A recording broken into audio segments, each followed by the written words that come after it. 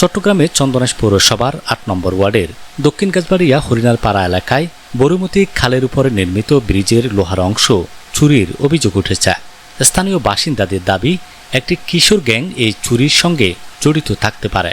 স্থানীয়দের অভিযোগ, সম্প্রতি রাতের আঁধারে ব্রিজের বিভিন্ন অংশের লোহা খুলে নিয়ে যায় দুর্বৃত্তরা।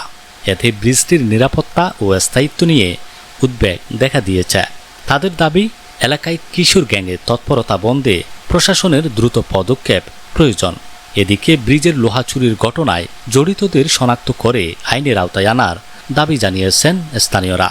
একই সঙ্গে ভবিষ্যতে এ ধরনের চুরি রোধে ব্রিজ এলাকায় নজরদারি বাড়ানোরও আহ্বান জানিয়েছেন তারা।